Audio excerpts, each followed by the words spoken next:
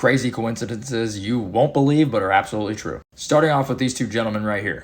Meet Jim and his twin brother Jim.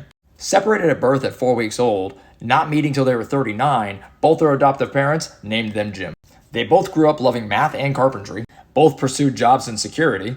They even went on to marry women named Linda, then divorced the Lindas for women named Betty. But as for their firstborn boys, they were a little different. Both were named James Allen, but one was spelt with 2 L's. Now let's talk about the Hoover Dam. There were 96 fatalities. One of the first fatalities was a guy named John Gregory Turney who drowned in a flash flood on December 20th of 1921. Then, 14 years later, on the exact same day, December 20th, Patrick William Turney died. He was one of the last people to die, and he was John's son. We've probably all heard of the Titanic, but have you heard of the Titan? Yeah, the Titan was a book actually written in 1898, 14 years before the Titanic sank. It was written by this guy here, Morgan Robertson. He even wrote that the ship was unsinkable. And even more crazy is he actually had his ship, the Titan, wreck into an iceberg in the North Atlantic.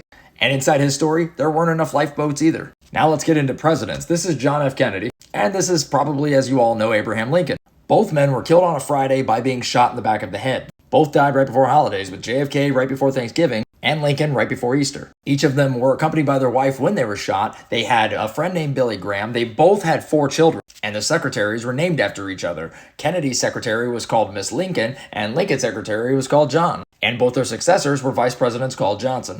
A woman named Catherine was found drunk on September 29, 1888, so she was taken to jail. After she sobered up at around 1 o'clock in the morning, the police asked her what her name was, and she said, "My name is Mary Kelly." On that exact same night she was released, she was murdered by Jack the Ripper. And ironically, Jack the Ripper later killed a woman named Mary Kelly. So on August 6th and August 9th, 1945, the United States detonated 2 nuclear bombs over Hiroshima and Nagasaki. Sadly, this killed over 90,000 people. But it didn't kill this guy.